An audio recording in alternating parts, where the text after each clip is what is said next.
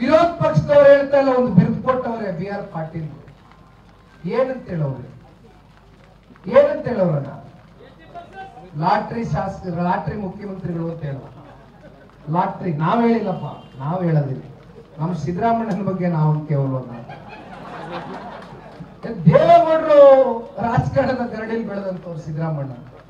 ಎಲ್ಲಾದ್ರೂ ಉಂಟಾ ನಾವು ಸಿದ್ದರಾಮಣ್ಣನ ಬಗ್ಗೆ ಮಾತಾಡಕ್ಕಾಗ್ತದೆ? ಅಷ್ಟು ದೊಡ್ಡವ ನಾವು. ಅವ್ರಿಗೆ ಅನುಭವ ಆಗಿರ್ತಕ್ಕಂಥದ್ದು ನನಗೆ ವಯಸ್ಸೇ ಆಗಿಲ್ಲ. ಅದೇ ಒಂದಷ್ಟು ವಿಚಾರಗಳು ತಿಳ್ಕೊಂಡಿದ್ದೀನಿ. ಸನ್ಮಾನ್ಯ ಸಿದ್ದರಾಮಣ್ಣ ಅವರು ಜನತಾದಳ ಪಕ್ಷ ನಮಗೆ ಹೊರಗಡೆ ಹಾಕ್ಬಿಡ್ತು.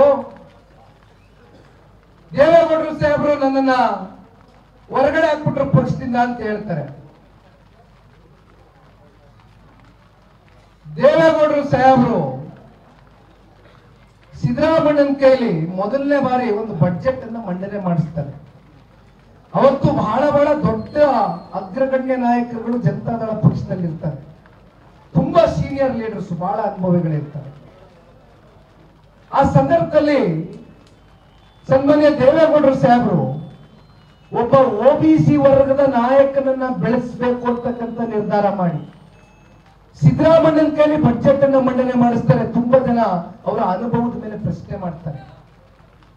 ಸಿದ್ದರಾಮಣ್ಣ ಮರ್ತು ಬಿಟ್ಟಿದ್ದಾರೆ. ನಾನು ಓದ್ ತಿಳ್ಕೊಂಡಿದ್ದೀನಿ, ಕೇಳಿ ತಿಳ್ಕೊಂಡಿದ್ದೀನಿ. 2004ರಲ್ಲಿ ಕಾಂಗ್ರೆಸ್ ಜೊತೆ ಸಮ್ಮಿಶ್ರ ಸರ್ಕಾರ ರಚನೆ ಆದಾಗ ಧರಮ್ ಸಿಂಗ್ ಜೀರವರು ಮುಖ್ಯಮಂತ್ರಿಗಳಾಗಿದ್ರು. ನಮ್ಮ ಪಕ್ಷ ಏನು ಕೊಟ್ಟಿಲ್ಲ, ಏನು ಮಾಡ್ಲಿಲ್ಲ, ಹೊರಗಡೆ ಹಾಕ್ಬಿಟ್ರು ಅಂತಾರೆ. ಉಪಮುಖ್ಯಮಂತ್ರಿ ಆದವರು ಯಾರು? ಸನ್ಮಾನ್ಯ ಸಿದ್ದರಾಮಣ್ಣ ಅವರನ್ನು. 2018ರ ಚುನಾವಣೆ ಫಲಿತಾಂಶ ಬಂತು.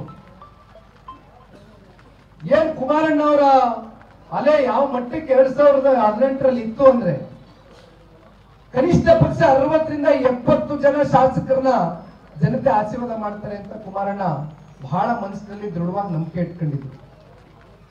ಆದ್ರೆ ಫಲಿತಾಂಶ ಹೊರಗಡೆ ಬಂತು, 37 ಸ್ಥಾನ ಅಂತ ಡಿಕ್ಲೇರ್ ಆಯ್ತು.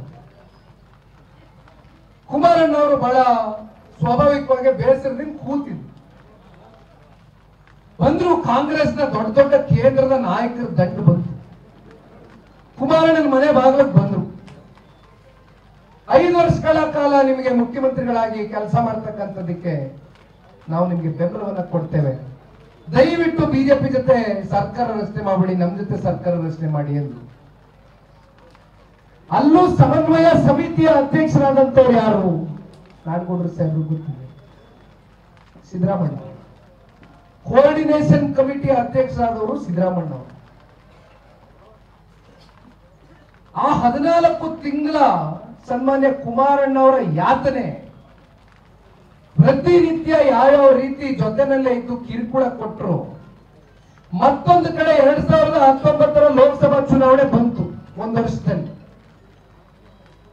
ಹಲವಾರು ಬಾರಿ ಸನ್ಮಾನ್ಯ ಕುಮಾರಣ್ಣ ಅವರು ಈ ರಾಜ್ಯದ ಮುಖ್ಯಮಂತ್ರಿಗಳಾಗಿ ರಾಜ್ಯದ ಜನತೆಯ ಅಭಿವೃದ್ಧಿಯ ದೃಷ್ಟಿಯಿಂದ ನಮ್ಮ ದೇಶದ ಗೌರವಾನ್ವಿತ ಪ್ರಧಾನಮಂತ್ರಿಗಳು ಶ್ರೀ ನರೇಂದ್ರ ಮೋದಿಜಿಯವರನ್ನ ಭೇಟಿಯನ್ನ ಮಾಡ್ಲಿಕ್ಕೆ ಹೋದಂತ ಸಂದರ್ಭದಲ್ಲಿ 2019ರ ಲೋಕಸಭಾ ಚುನಾವಣೆ ಪೂರ್ವದಲ್ಲಿ ಪ್ರಧಾನಮಂತ್ರಿಗಳು ಒಂದು ಆಫರ್ ಅನ್ನು ಕೊಡ್ತಾರೆ ಸನ್ಮಾನ್ಯ ಕುಮಾರಣ್ಣ ಅವರಿಗೆ. ನೋಡಿ ಕುಮಾರಸ್ವಾಮಿ ಅವರೇ, ನಿಮ್ಮ ಕಾರ್ಯವೈಖರಿಯನ್ನ ನೋಡಿದ್ದೇವೆ, ನಿಮ್ಮ ಕಾರ್ಯಕ್ರಮಗಳನ್ನ ಮೆಚ್ಚಿದ್ದೇನೆ, ನಿಮ್ಮ ಆಡಳಿತದ ಬಗ್ಗೆ ನನಗೆ ಅರಿವಿದೆ. ಕಾಂಗ್ರೆಸ್ನವ್ರ ಜೊತೆ ಇದ್ರೆ ಯಾವ ಕಾರಣಕ್ಕೂ ಕೂಡ ನೀವು ಪೂರ್ಣ ಪ್ರಮಾಣದಲ್ಲಿ ನೀವೇನು ಅನ್ಕೊಂಡಿದ್ದೀರಿ ರಾಜ್ಯದ ಜನತೆಯ ಒಂದು ಅಭಿವೃದ್ಧಿಯ ದೃಷ್ಟಿಯಿಂದ ನಿಮ್ ಚಿಂತನೆ ಏನಿದೆ ಅದನ್ನ ನೀವು ದಡ ಮುಟ್ಟಿಸ್ಲಿಕ್ಕೆ ಆಗೋದಿಲ್ಲ.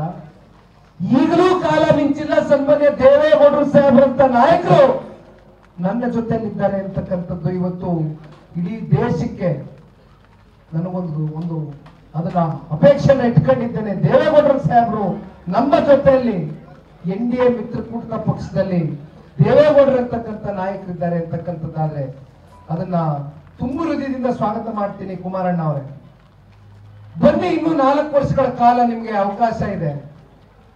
ಬಿಜೆಪಿ ಕಡೆಯಿಂದ ನಿಮಗೆ ಸಪೋರ್ಟ್ ಅನ್ನ ಮಾಡ್ತೇವೆ. ಸಮ್ಮಿಶ್ರ ಸರ್ಕಾರವನ್ನ ರಚನೆ ಮಾಡೋಣ.